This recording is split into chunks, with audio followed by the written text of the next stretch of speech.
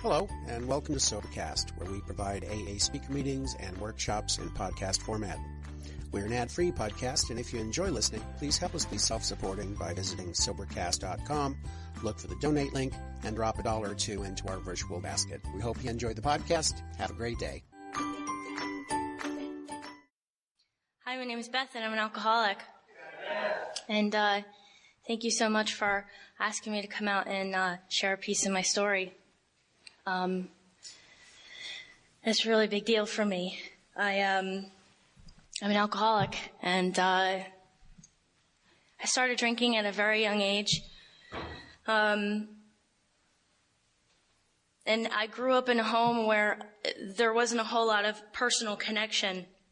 I wasn't close with either of my parents. I wasn't close really with either of my brothers. The only emotional connection I had when I was growing up was my grandfather, who I saw 2 weeks a year in the summer, and they would come up from Florida. And I remember just being able to be with him, just being able to sit in his presence, just me and him. And it was the only comfortable time I ever experienced as a small kid. My story includes a lot of animals, and I bring them up today because it's, again, taking a huge role in my life. My parents bred and showed dogs, and so as I started to get, 5, 6 years old, I started to show the puppies and train the puppies and work with the puppies. And so when I got a little bit older, I started showing them at dog shows, and we had really good dogs, and we won a lot. So I assumed it was, all about me. And I would show dogs, and we would go to dinners and kennel club meetings, and they would have gatherings and lots of social affairs where there would be alcohol. And 90% of the time there would be open bar. So I would go up to the bar and I would order rum and cokes for my dad, and then suck them down. And I don't remember, being the life of the party. I just remember being a little more normal, a little more comfortable. It was really the only time I ever looked forward to. School was not fun for me. Didn't have any friends in school. I didn't know how to connect with other people. I remember it was either in kindergarten or first grade, I remember sitting at my desk not being able to finish whatever I was supposed to finish, and everybody would finish their work and go and play with the toys in the back of the room. And I always felt like I was one step behind. I always felt like somebody had gotten some information or something that I hadn't gotten. And I was always one step behind. So I remember this one particular time I just started writing whatever, blah, blah, blah, and then I ran to the back of the room so that I could play, and then all of a sudden playtime was over, and everybody was going back to their desk, and I had missed it again. And we moved to New Jersey when I was, I think, 6, and, my luck followed me, and I came with me. And that's when I started to help my brother empty my parents' liquor cabinet. They had a bottle of wine in there, or champagne, I don't remember, I think it was wine, from when they got married. That's how often they drank. And so my brother and I slowly started to empty out the liquor cabinet. I made a friend in, I think, 4th or 5th grade who, funny enough, liked to drink. And we used to get together and drink Bacardi rum or cough medicine with codeine, and make videotapes of ourselves. And we'd be singing all the George Michael tunes. I've hidden those tapes now. They're not for our viewing pleasure. But I never really felt, even though that I could connect with her, I just felt like, oh my God, there was somebody else that I could drink with, and it made the time go by a little bit faster. And, I don't ever remember choosing to drink. I don't ever remember planning to drink. All I remember is, I remember one day coming home from school. I was in 7th or 8th grade, And, it's like you watch a TV program and you see a kid, they come in the door, they throw their books down, they throw their coat down, and they go to the kitchen to get themselves a glass of milk and a cookie. And I remember one day very distinctly coming in the house and throwing my book bag down and throwing my coat down and going straight to the liquor cabinet. And I don't know why. I don't remember whether I had a good day or bad day. I don't remember what happened. I don't remember how I was feeling, because I probably wasn't. I just remember heading straight for the liquor cabinet. And all through my drinking, I was responsible for animals. Animals in which I neglected, animals in which I abused, animals in which I took my frustrations out on. And has been my biggest step of amends. My grandfather that I actually connected with passed when I was 13. Came to find out a couple of years ago that he was an alcoholic and that he actually took his own life because he had injured himself and could no longer drink the way he wanted to. So he exited the game voluntarily. And so we went down to his funeral, and I got drunk the whole weekend. I was 13. And when I got back, I used it and manipulated my way. I remember when they pulled me out of class, my teacher pulled me out of class, and she sat me down and she started to cry. And I was looking at her like, what are you doing? And she told me, your grandfather died. And I figured since she was crying, that must be the appropriate response, so I started crying. And unfortunately, I can't say that I was terribly upset. I didn't understand upset. I didn't understand hurt. I didn't understand anything of an emotional nature, of a feelings nature. I knew rage. I knew anger. I knew self-pity. And I knew ego. And I went down to the funeral, and I got drunk the whole time. And when I came back from the funeral, I was supposed to be graduating from 8th grade. Actually, I was supposed to be getting left back. And I used it, and I said, I can't take the stress, and I need to, and they pushed me through. And when I went to high school, I decided to change everything about myself. I changed my name. I changed my look. I changed, the kind of clothes that I wore. I went to a different school than everybody else, and I tried to recreate who I was, and I was pretty successful. Up until this time, I was the kid that everybody made fun of in school. Like, everybody. It was just there, kids can be relentless, and I used to feel really sorry for myself even in sobriety because, poor me, nobody likes me, I have such a hard life. And, the truth of the matter is that children are extremely keen and have very keen senses, and they sense anger and they sense rage, and they stay as far away from it as they can. And I can honestly say that that's all I had to offer. That's all I had to offer. If I could bully you into doing what I wanted you to do, or if you had something I wanted, then I would be around you. Other than that, I just would rather just be by myself, and I think that kids pick up on that. By the time I got to high school, I learned how to mask that with mascara and hairspray. And I discovered boys, and that with hairspray and mascara, they were much easier to get what you wanted. So I, unbeknownst to me, got a crush on the biggest drug dealer in the school. And in my sophomore year, I started dating him. And I am an alcoholic. Non-conference approved substances do play a pretty big part in my story and in my bottom, and I believe that they were fun to use. I got my hands on them at any possible moment I could, and what they did for me was brought me to Alcoholics Anonymous much sooner than I would have gotten here with just alcohol. I didn't care at that point. I was an empty shell of a person. I didn't care what you did to me, or what you said to me, or what you did around me. As long as I got drugs and alcohol, that's all that mattered. That's all I wanted. And so compromising positions really didn't matter to me because I would just blank out as long as I could get drunk. And bless you. And that's how I spent the rest of my sophomore and junior year in high school. I went on the junior class trip, or so my parents thought I went on the junior class trip when I was a sophomore. But what I really did was spend 2 weeks in the woods, not sober, not one bit all weekend, or all the whole time. my life didn't matter. My relationship with my parents was non-existent. I didn't even realize that my brothers were really in my life at all. And there's nothing for me. There was absolutely nothing for me. I'd stopped showing dogs because, well, you can't walk in the ring drunk.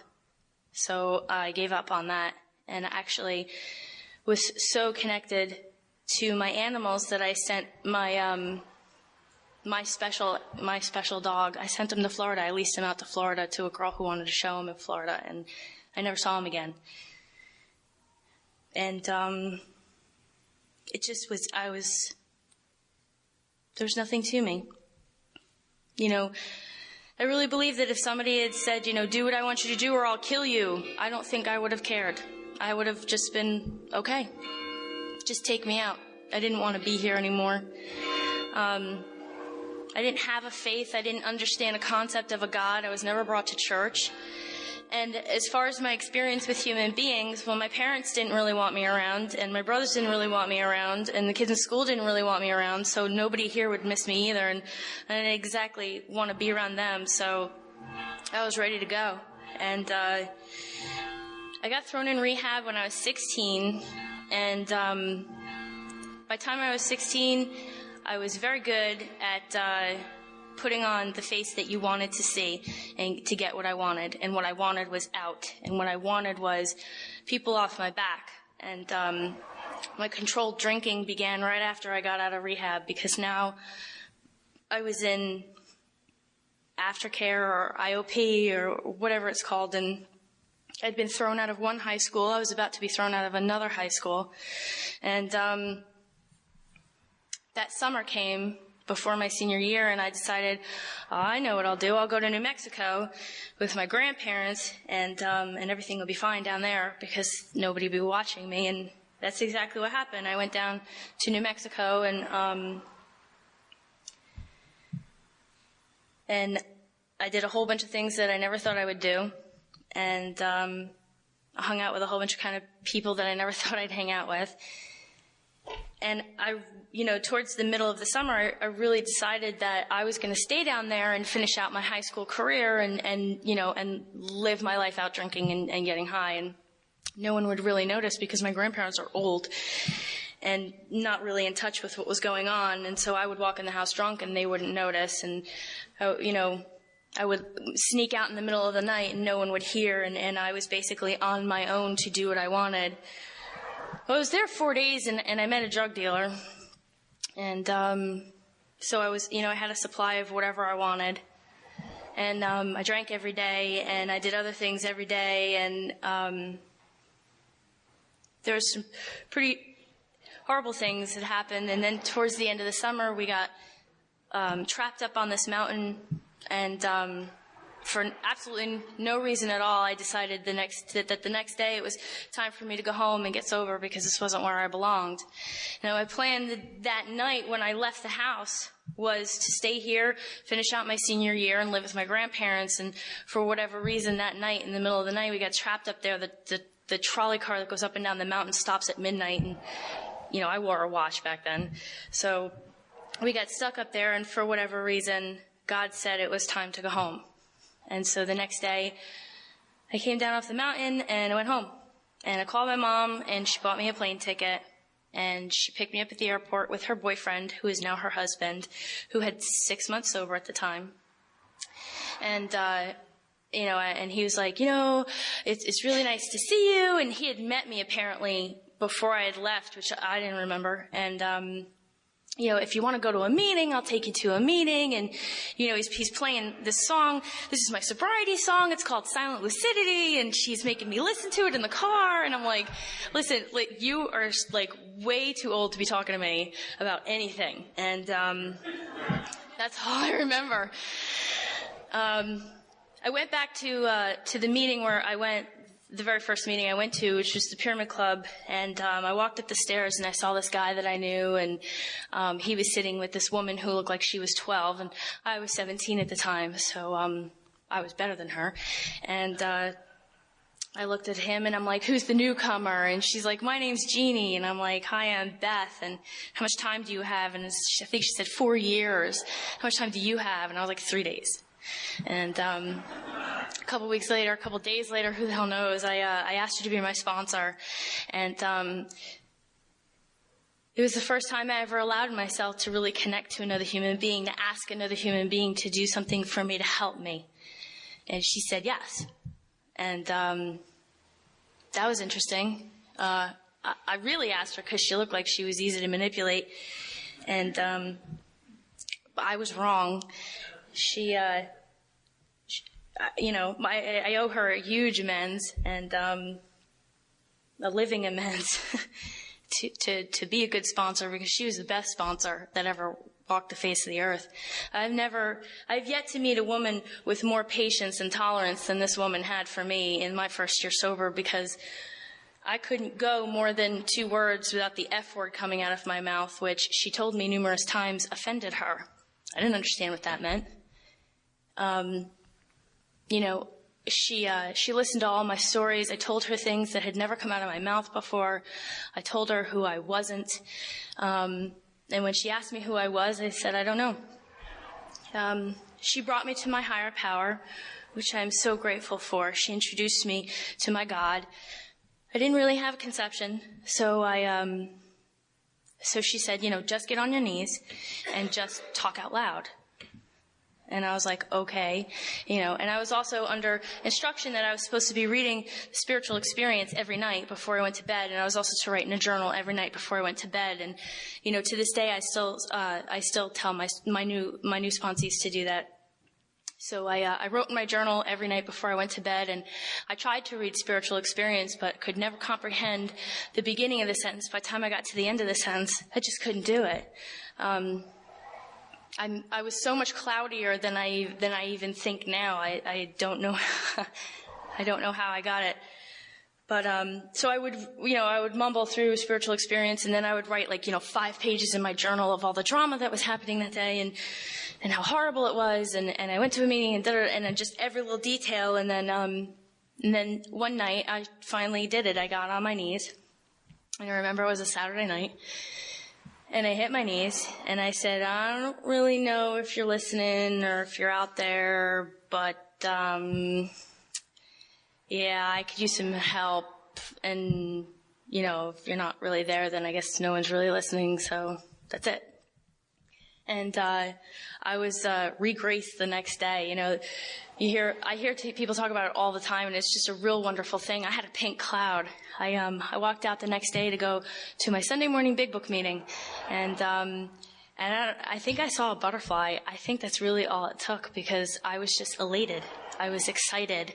I was no longer I no longer had just the depth and weight of a blank piece of paper. It was as somebody had started to write something, and I didn't know what it was, and I couldn't explain it to anybody, but there was something inside of me where there had been nothing but a black hole. And so, of course, I went to the club, and I was bouncing around, and people are like, whoa. And, that grace lasted me a very, very long time before I was able to be in a place where I could do the work as I understand it to be done now. I stayed sober for the first 2 years on not drinking and going to meetings.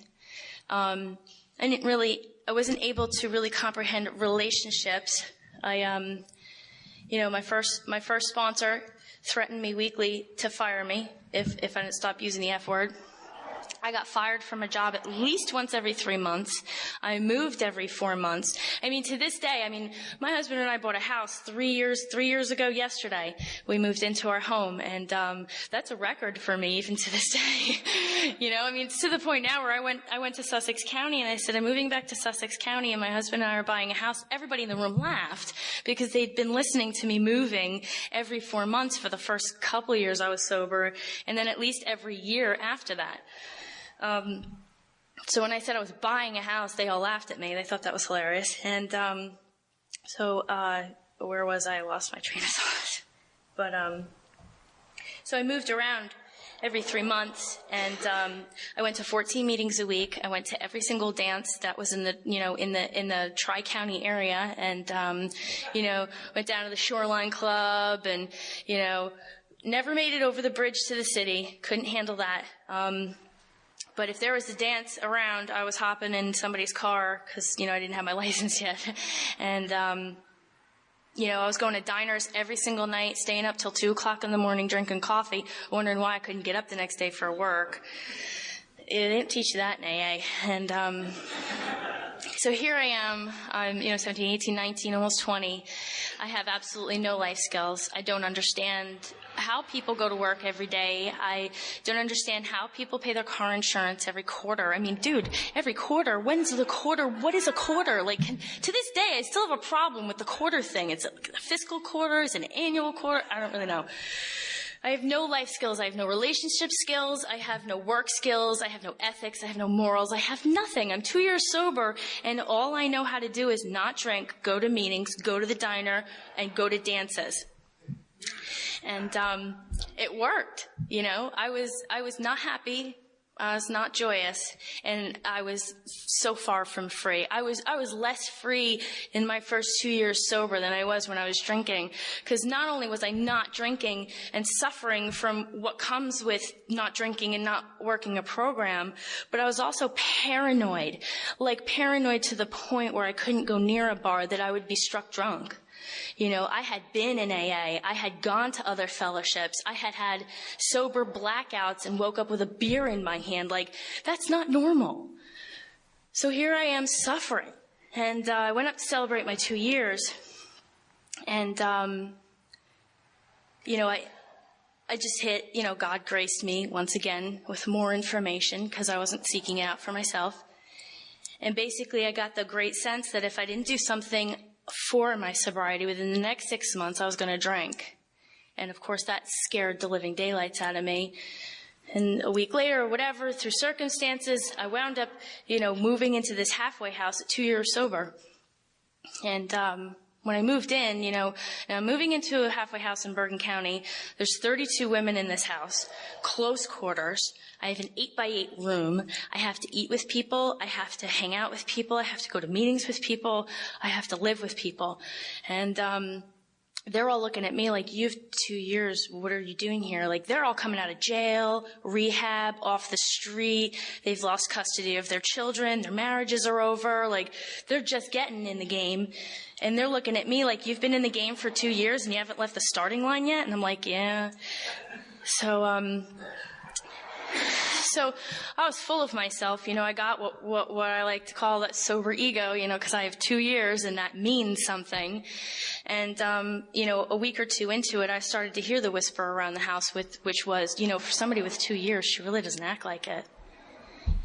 And I got scared and I got willing. I had a great counselor in my halfway house, a woman who actually works the 12 steps of Alcoholics Anonymous. She had me do my first 4th step, which is not the columns that I do now, but it got me to a place of some relief. I did my first 5th step. I learned things like how to make my bed every day, which I hear a lot of people say that's not how you stay sober, but I still try to make my bed every single day because I'm irresponsible, I'm egotistical, and I think somebody should come in and make it for me.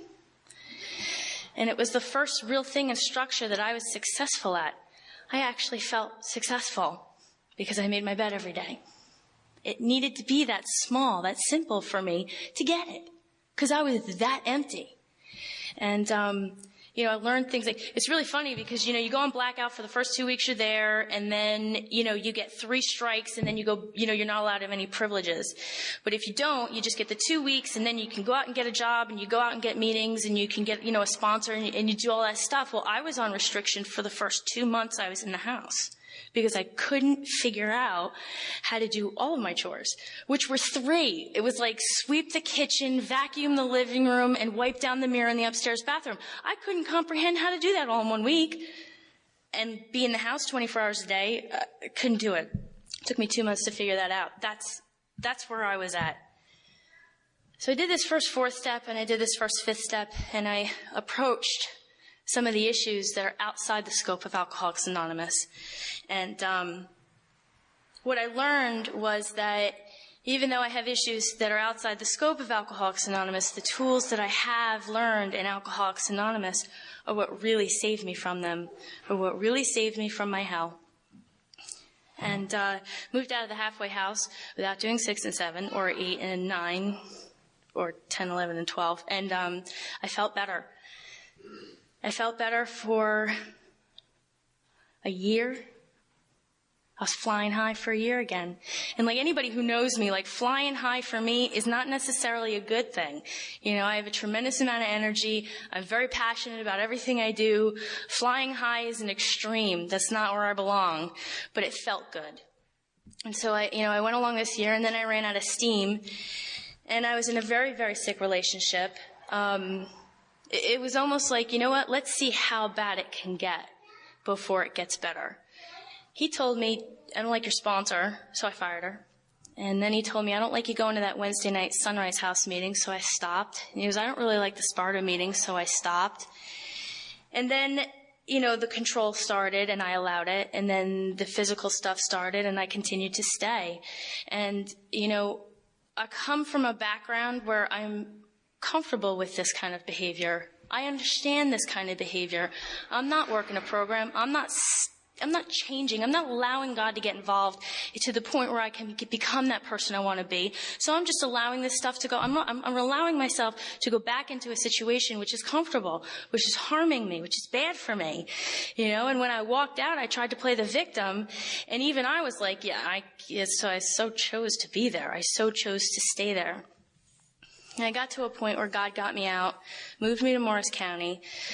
I met this girl. She had 30 days sober. I had 5 years sober. She worked a better program than I did. She went to more meetings than I did. She knew more about the program than I did. And she dragged me back to meetings. She dragged me back to another fellowship. And then I dragged her back to this one. And we started going to meetings. And we met a bunch of people. And we started doing all the same things that I started doing when I got sober, which was going to dances and going to meetings and going to diners. And then my stepbrother, who is also now sober, and my stepfather is sober, and my mother goes to al-anon, and we're one big happy family.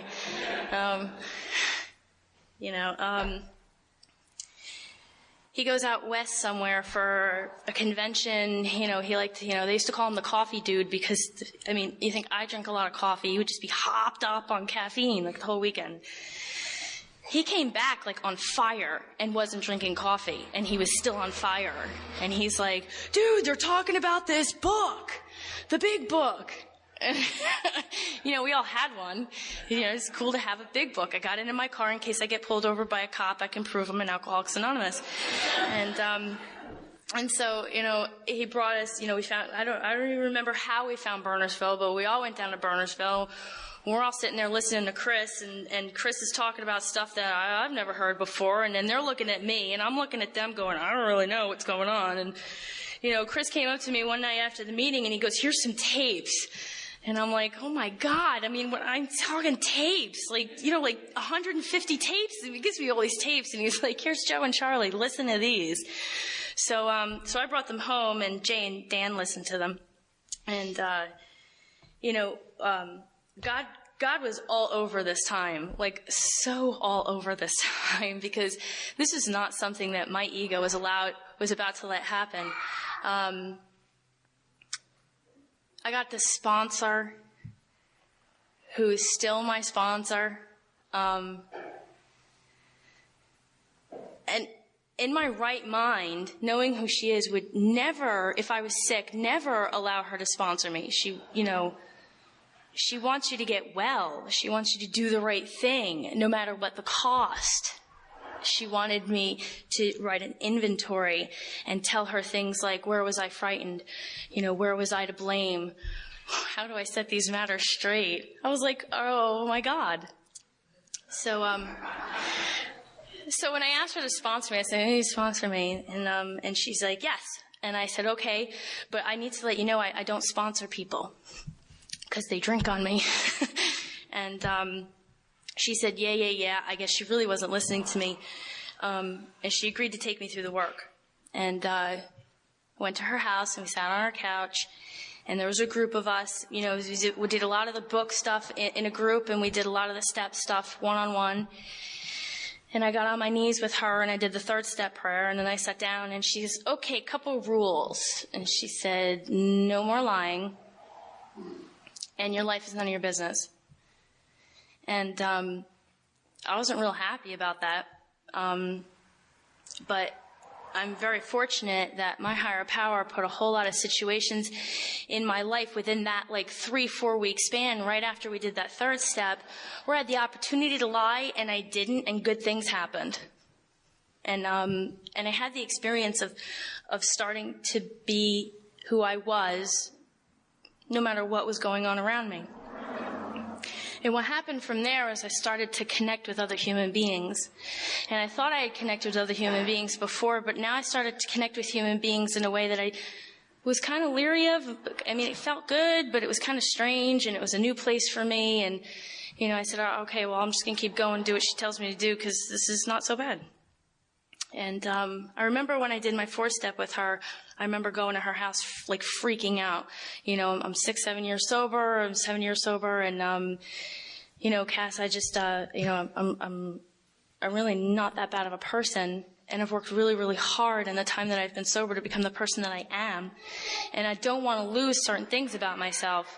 And she said, well, what don't you want to lose? And, because she kept telling me, you're going to change. It's going to be great. You're going to be a totally different person. And I'm like, well, I really like my sense of humor, and I like this and I like that. And she told me, she says, well, do you want to be free? And I said, yeah, I want to be free, but I really don't want to let go of this stuff. And she says, well, why don't you let your higher power take care of it? And maybe he'll just take the sick parts of your sense of humor out and leave the rest. And I'm like, what? But, so I went through the work. I went through all the work. I went through all the chapters. I took all the notes. And then I closed the book, and, I started doing things like calling my father and, asking if there was anything I could do for a friend instead of seeing what I could get from a friend.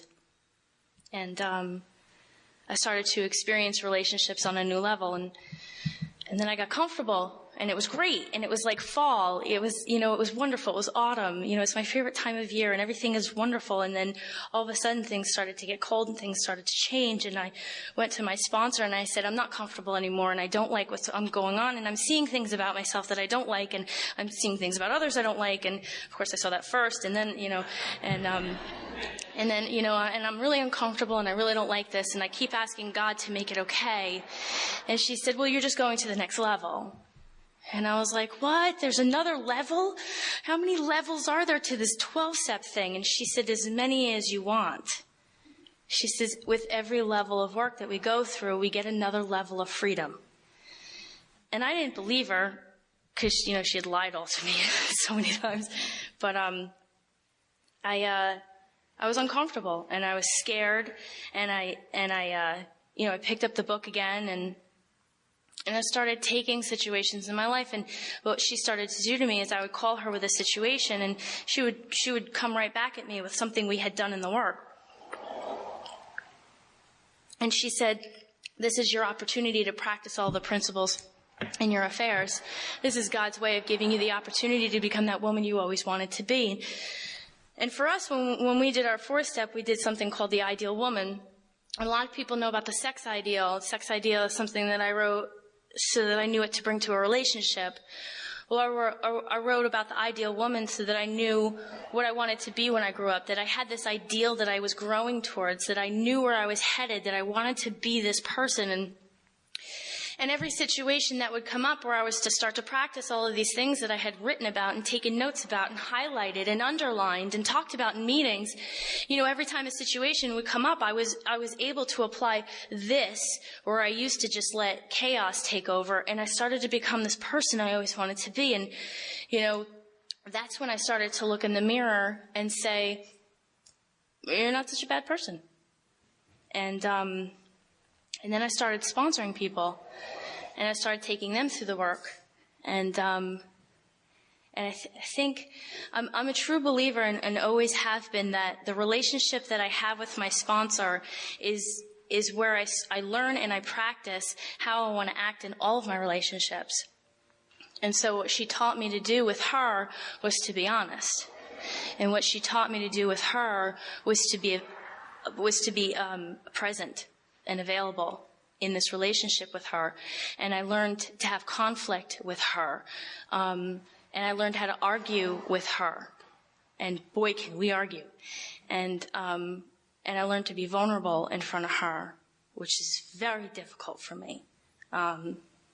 Letting my guard down to a point where, okay, I'm in total faith in this situation, and I am totally open to let and experience whatever God has us to experience, is very difficult for me.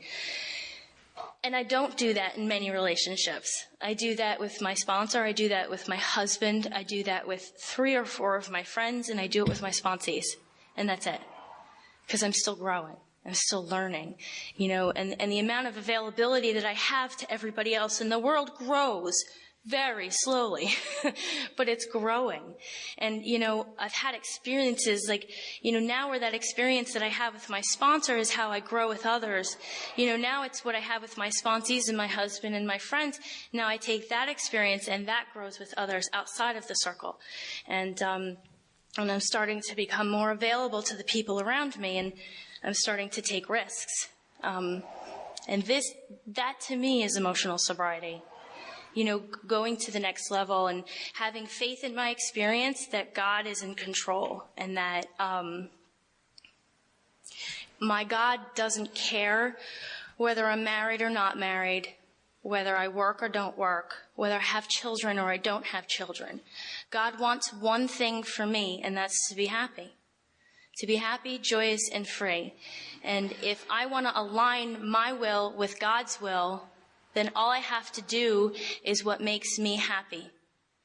And so I started to do that. My sponsor calls it Create the Reality You Crave. In the book, it's called Create the Fellowship You Crave. Well, I've decided to take what I've learned in Alcoholics Anonymous and bring it to the rest of my life.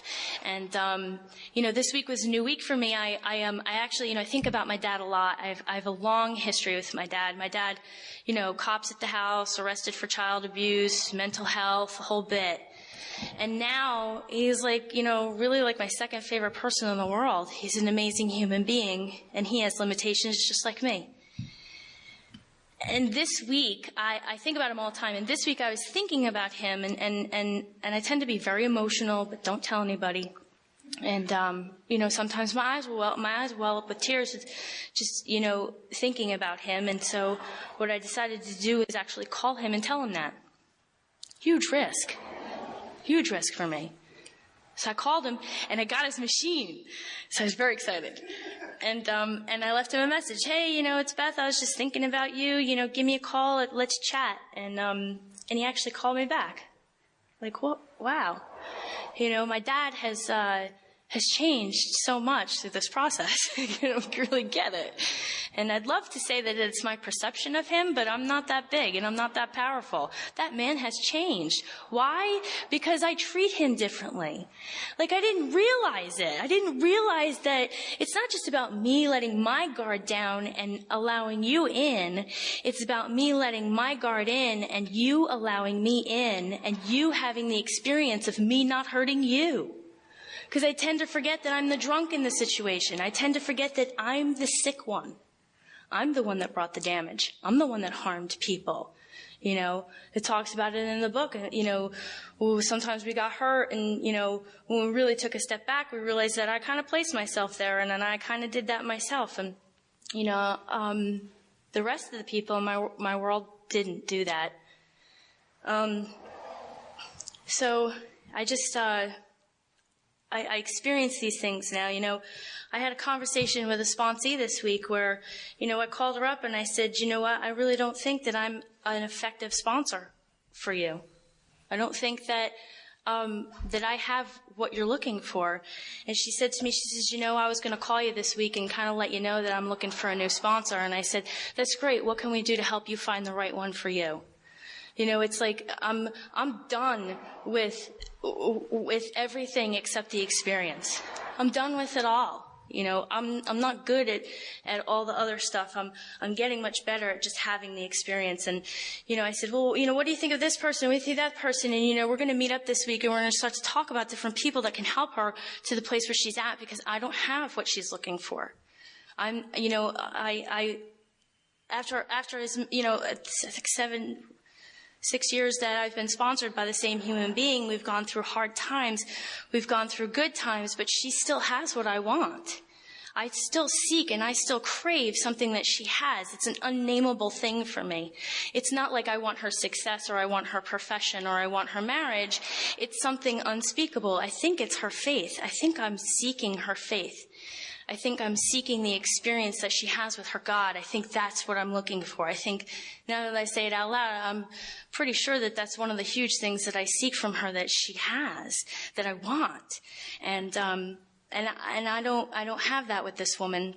And I said to her, she said, will we still be friends? I said, absolutely. I said, you're an awesome human being. I said, when I'm back in town, we'll get together on Thursday night at the meeting. She's like, that's great. That's wonderful. Cause, I'm also done with, just cause I can't be of service to you or you can't be of service to me doesn't mean that I can't celebrate you and you can't celebrate me. And, that's new this year for me. And that's a big piece of emotional sobriety. And, I have a job right now I took for the summer where I'm away from home from Monday night through Thursday night. So I don't get to see my husband. He comes out on Wednesday nights, but I don't get to see him. And, I really thought that I'd be insecure and I really thought that I'd be scared. And I definitely miss him, but I have a faith in him and I have a faith in my higher power that no matter what happens, no matter where we go, no matter what we do, we're connected in a way that we choose to put energy into, and we choose to put something into, and so it's steady and it's there. And so I'm in New York for the week with a 2-year-old and a newborn. And I was sharing about this last night at my home group. For 31 years, I've been trying to get to this place where I don't feel angry, I don't get frustrated, I don't have jealousy, I don't feel these negative feelings. And what I'm watching is that this 2-year-old has absolutely no corruption whatsoever. He's pure, he's wonderful, he's adorable, he's great to hang out with, because I want to be like him. And he experiences frustration in his day. He experiences anger in his day. He experiences bargaining. He experiences jealousy. He has a newborn sister. He experiences these things. And what happens is he experiences them and he moves on. I mean, dude, I've been sober for 13 years. I'm not quite there yet. I don't really know how he does that. But it's like, I sit there and I watch him and, and he's logical. He's a guy, he's 2. And, I said, Matt, he's like, I want to do this. And I said, well, we have to do this. And he says, no, I want to do this. And I'm like, well, how about we do this first and then we'll do this? He's like, okay. The tears stop, the ranting stops, the throwing himself on the bed stops. And he goes, okay. And we move on with our day. Like, that's amazing. Like, that requires column work for me and a 5th step. And like, you know what I mean? It's like, all right, well, Matthew, let's sit down and talk about where you're afraid and, what were your character defects. Like, no, he doesn't need that. He just does it. It's amazing. And then I'm watching this newborn and, I'm experiencing so many things with these 2 little children. It's really, really cool. And I'm experiencing even more with their parents. And, their parents, I live there during the week and I'm lucky that, it's part of my husband's family. So I kind of know them already. And, I'm having discussions with their mom, during the day. And, we talk about relationships and we talk about her job and we talk about going to work and what is she going to do from here and where is she going to go from there. And, I offer the things that are offered to me here in this program. And this woman is like so far from alcoholism. It's like, she's like in a different world. She's like so normal. And she looks at me and she's like, wow, that's a really good idea. We talk about relationships, and I talk about the part, in the book where my sponsor made the rule that, anything longer than 90 days is no longer brought up in an argument. And she goes, wow, that's a great rule. She goes, you have rules in your relationship? And I'm like, yeah, without rules, people like me, bad idea.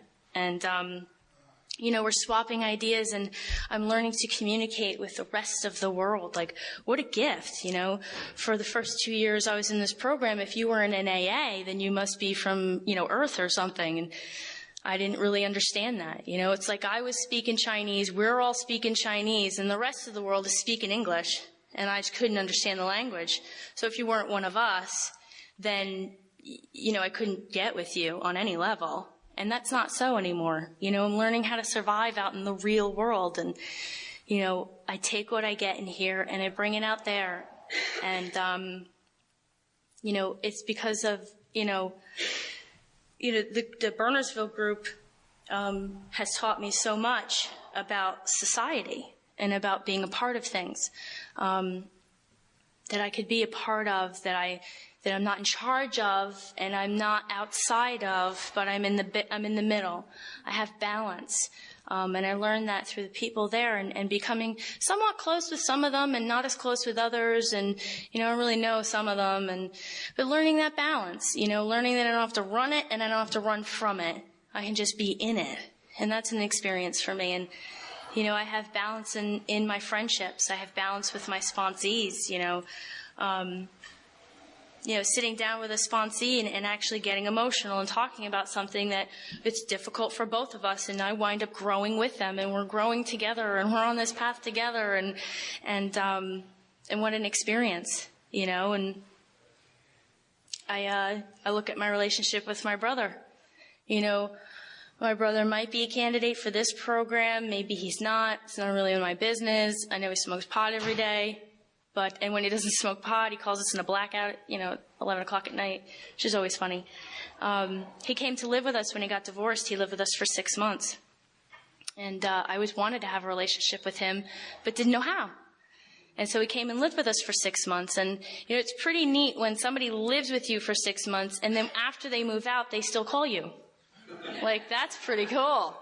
And, it's really neat. I'm like growing in that relationship. For the first 7 years of my sobriety, I used to go to meetings every time I saw him, and I would cry thinking, oh my God, this disease is going to take him.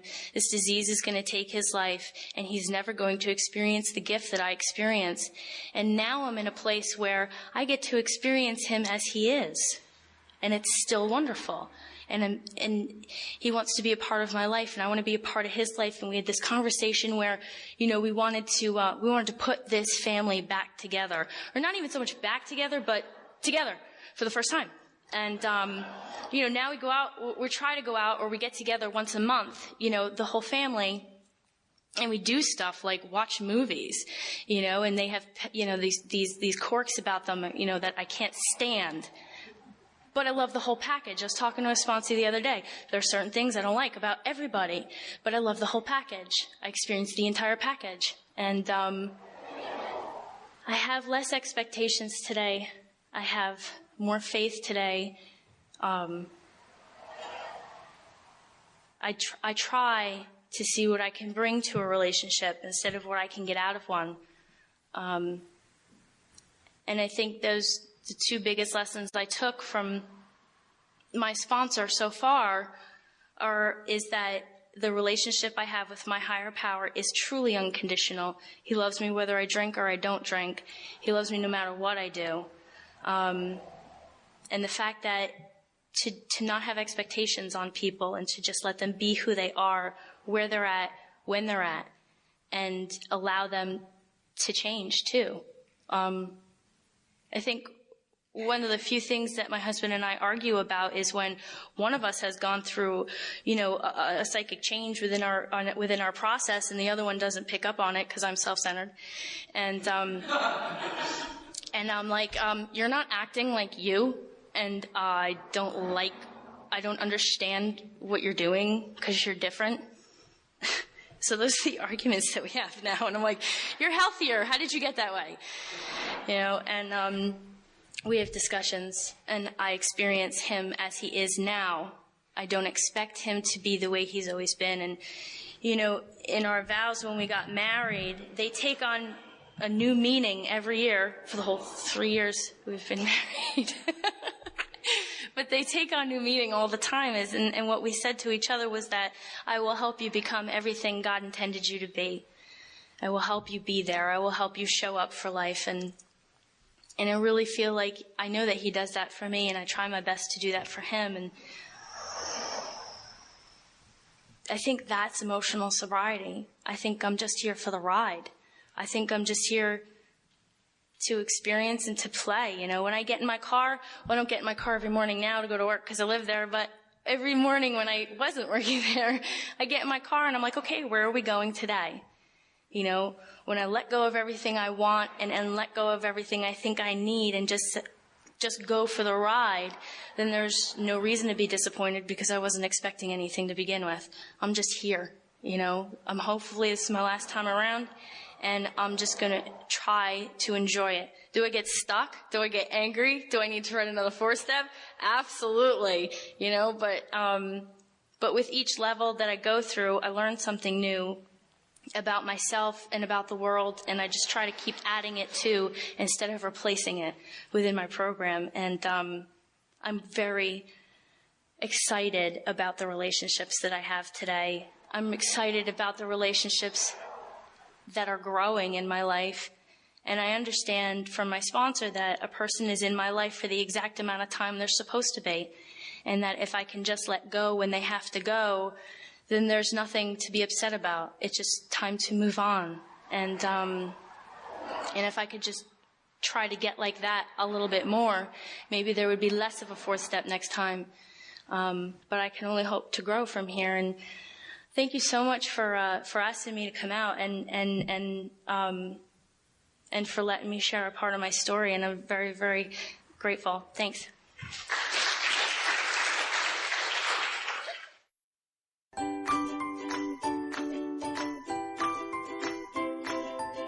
Thanks for listening. I hope you enjoyed the podcast. Sobercast is ad-free, and we'd like your help in order to keep it that way. So if you'd like to help us be self-supporting by pledging $1 or $2 a month, visit Sobercast.com and look for the donate links. Thank you very much.